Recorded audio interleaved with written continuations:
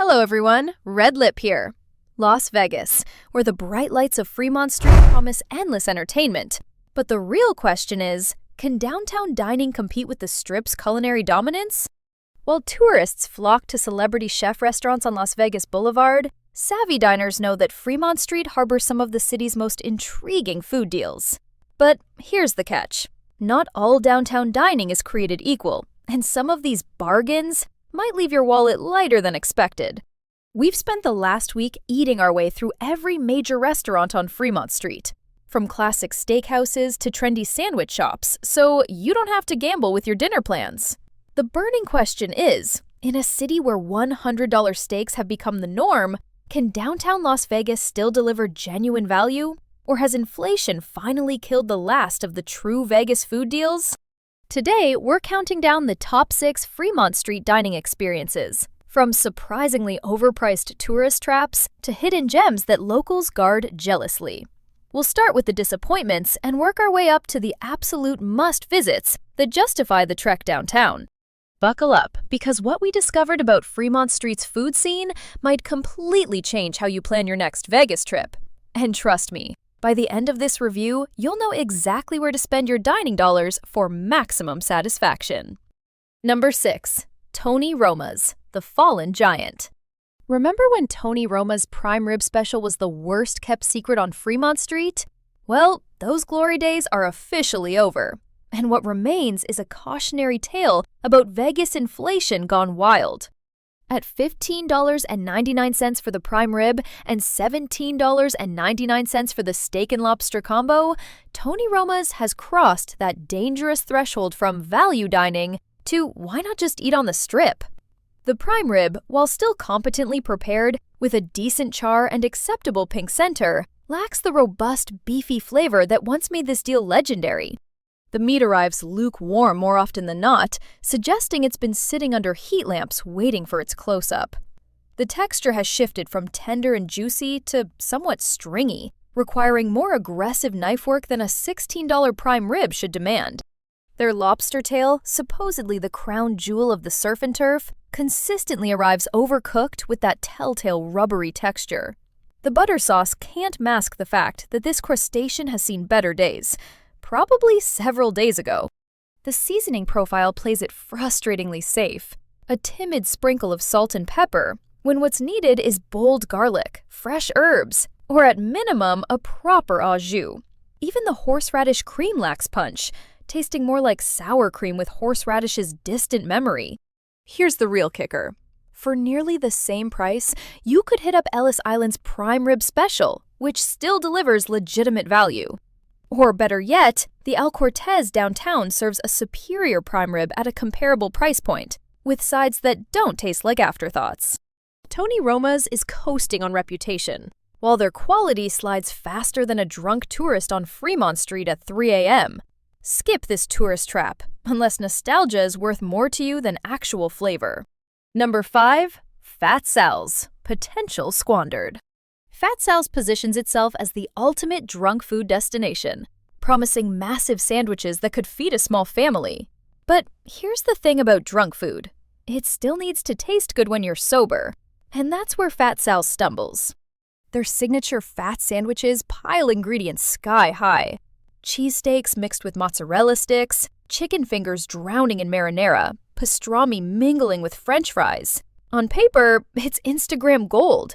In reality, it's a structural engineering disaster waiting to happen. The bread, supposedly fresh-baked, arrives dense and chewy rather than crispy and supportive. It disintegrates under the weight of its cargo, leaving you with a fork and knife situation that defeats the entire purpose of a sandwich. Texture becomes a major issue when you're cramming fried foods inside more carbs. Everything mushes together into an indistinguishable mass, where individual flavors disappear into greasy oblivion. The mozzarella sticks lose their crispy coating within seconds, becoming sad cheese logs. The French fries turn soggy faster than you can say cardiac arrest, contributing nothing but unnecessary bulk. Their seasoning approach follows the more is more philosophy, drowning everything in sauce rather than letting ingredients shine. The marinara tastes straight from a can. The ranch could be Hidden Valley, and their special sauce is Thousand Island with delusions of grandeur. At $18 to $24 per sandwich, you're paying Manhattan deli prices for Vegas drunk food. That's particularly insulting when Secret Pizza serves better late-night eats for half the price. Fat Sal's works if you're 3 sheets to the wind at 2 a.m. and proximity matters more than quality. For everyone else, keep walking to literally anywhere else on Fremont Street. Number 4. Four Queens Buffet. Surprisingly decent. At $24.99, the Four Queens Buffet occupies that sweet spot between suspiciously cheap and strip prices. And unlike many downtown buffets that feel like hospital cafeterias with slot machines, Four Queens actually delivers respectable variety. The breakfast spread covers all the essentials. Scrambled eggs that maintain fluffiness, bacon with actual crispness, and hash browns achieving that perfect golden brown exterior. The pancakes won't win any awards, but they're consistently fluffy with a slight vanilla undertone that suggests someone actually cares. Their omelet station operates with surprising efficiency, and the cook knows the difference between over-easy and over-medium. The ingredients stay fresh throughout service, a minor miracle in the buffet world, where wilted vegetables are typically standard. The lunch transition brings out prime rib that, while not spectacular, surpasses Tony Roma's current offering at a better price point. It's cooked to a reliable medium rare, sliced to order, and paired with horseradish that actually clears your sinuses. The Asian section performs admirably, with orange chicken maintaining its crispy coating and fried rice that doesn't taste like yesterday's leftovers. Their lo mein might be basic, but it's properly seasoned and not swimming in grease like many buffet attempts. Where Four Queens stumbles is dessert. The chocolate cake tastes like grocery store sheet cake, and the cheesecake has that distinctive frozen then thawed texture. But honestly, at this price point, with this level of execution, complaining about dessert feels like nitpicking. Four Queens delivers honest buffet food without pretension or disappointment. Perfect for families, groups with varied tastes, or anyone wanting maximum variety without strip prices. Number 3. Pizza Rock, the downtown standout. While everyone obsesses over Secret Pizza's hidden location, Pizza Rock quietly serves the best pizza downtown with 0 gimmicks required. This is what happens when a legitimate pizzaiolo brings authentic technique to Fremont Street. Their dough undergoes a 48-hour cold fermentation, developing complex flavors that mass-market pizza joints can't replicate. The crust achieves that perfect balance: crispy bottom, chewy interior, and those beautiful charred bubbles that scream authenticity. The margarita pizza serves as their calling card. San Marzano tomatoes providing bright acidity, fresh mozzarella melting into creamy pools, and basil added post-oven for maximum fragrance. This isn't revolutionary, it's just pizza done correctly, which apparently is revolutionary for downtown Vegas. Their more adventurous offerings, like the honey-drizzled sopressata, showcase confidence without losing focus. The meat renders its oils into the cheese. The honey provides sweet contrast, and hot pepper flakes tie everything together brilliantly. Pizza Rock's attention extends beyond pizza. Their Caesar salad features actual anchovies in the dressing, their meatballs taste handmade, and their wine list suggests someone knows what pairs with pizza. The garlic knots arrive piping hot with legitimate garlic butter, not the artificial stuff most places use. Pricing sits slightly above average at $18 to $25 per pizza, but portions easily feed 2 normal humans, or 1 very hungry tourist. When you factor in quality and downtown location, it's actually remarkable they're not charging more. The atmosphere captures that casual but serious vibe that good pizza places cultivate naturally. No pretension, no unnecessary frills, just solid execution that respects both tradition and innovation. Pizza Rock deserves your attention and your dollars. Skip the overrated secret spots and eat where the quality speaks louder than the marketing. Number 2. Dirt Dog, the surprise champion. Nobody expects transcendent hot dogs from a Fremont Street food stall. Yet Dirt Dog consistently delivers combinations that make you reconsider the humble Frankfurter's potential. This is elevated street food done with genuine creativity and flawless execution. Their signature Dirt Dog wraps bacon around an all-beef frank, deep fries the entire assembly, then tops it with grilled onions, peppers, and their secret dirt sauce. The bacon maintains crispiness despite the toppings. The snap of the natural casing remains intact, and every bite delivers textural variety. The elote dog brings Mexican street corn flavors, mayo, cotija cheese, chili powder, and lime to hot dog format. It shouldn't work, but the creamy, tangy, spicy combination transforms a simple hot dog into something approaching fine dining. Their mac and cheese dog piles creamy mac onto the frank, then adds crispy onions for textural contrast. The cheese sauce avoids that processed flavor, suggesting they're making it in-house with actual cheese rather than powder. Portion sizes border on absurd. These aren't snacks, but full meals disguised as hot dogs. At $12 to $15 each, they're priced fairly for what you receive, especially considering the quality of ingredients and downtown location. The fries deserve special mention. Hand-cut, twice fried, and seasoned with a proprietary blend that includes smoked paprika and garlic. They maintain crispiness even under aggressive topping loads, a minor miracle in the loaded fries universe. Dirt Dog succeeds because they understand that good street food respects both tradition and innovation. They're not trying to reinvent the hot dog, they're showing you what it could always have been with proper attention. This is destination dining disguised as drunk food.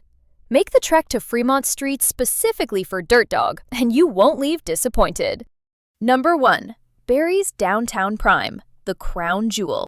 In a neighborhood dominated by value plays and tourist traps, Barry's Downtown Prime operates on an entirely different level.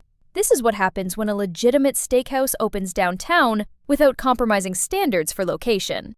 The dry-aged ribeye arrives with a crust so perfect it should be taught in culinary schools. The interior maintains that deep red color throughout, and the marbling renders into the meat, creating an almost butter-like texture that melts on your tongue. Barry's understands that great steak needs minimal intervention, coarse salt, cracked pepper, and proper technique. Their 28-day aging process concentrates flavors while tenderizing the meat naturally. No jacquard needed. The sides deserve equal praise. Cream spinach with actual nutmeg notes, mac and cheese using 3 artisanal cheeses, and mashed potatoes so smooth they feel like silk. These aren't afterthoughts, but legitimate companions that complement rather than distract from the star. Their seafood tower rivals anything on the Strip. Oysters from both coasts, jumbo shrimp with legitimate snap, and king crab legs sweet enough to eat unadorned. The lobster tail, unlike Tony Roma's sad attempt, arrives perfectly cooked, with meat so tender it slides from the shell. Service operates at Strip-level professionalism while maintaining downtown's relaxed atmosphere. Your server knows the source of every cut, the wine pairings make sense, and water glass is never empty. Yes, you're paying $65 to $150 per person, but this isn't about value, it's about excellence. Barry's proves that downtown can support true fine dining when execution matches ambition. The room itself, with exposed brick and vintage Vegas photos, creates intimacy without feeling cramped. This is date night territory, special occasion dining that actually feels special. Barry's Downtown Prime isn't just the best restaurant on Fremont Street, it's one of the best steakhouses in Las Vegas, period. Make a reservation, dress appropriately, and prepare for a meal that justifies every penny. Final verdict. Fremont Street's dining scene perfectly encapsulates modern Vegas, a mix of fading glory, tourist mediocrity, and genuine excellence for those who know where to look. Skip the overpriced has-beens like Tony Roma's and focus on places that respect both your palate and your dollar. For value seekers, Four Queens Buffet delivers honest food at fair prices. Pizza Rock serves legitimate Italian-American excellence without Strip pretension. When you want something special, Dirt Dog elevates street food to art, while Barry's Downtown Prime proves fine dining belongs downtown. The key is knowing which experience you're seeking and choosing accordingly. Here's the truth about Fremont Street dining. It's not about competing with the Strip, but offering something different. The best spots understand this, creating experiences that feel authentically downtown rather than Strip-light. Next time you venture to Fremont Street, skip the neon distractions and focus on the food. You might be surprised to find some of Vegas's most interesting dining happening where you least expect it. Until we eat again, this is Red Lip saying keep exploring, keep eating, and never settle for mediocre meals in a city built on excess. Hit that like button if this guide helps your Fremont Street food journey. Subscribe for more honest Vegas dining reviews, and ring that notification bell so you never miss our next culinary adventure. And remember, in a city where everything's a gamble, good food shouldn't be. Choose wisely, eat well, and always trust your taste buds over tourist recommendations.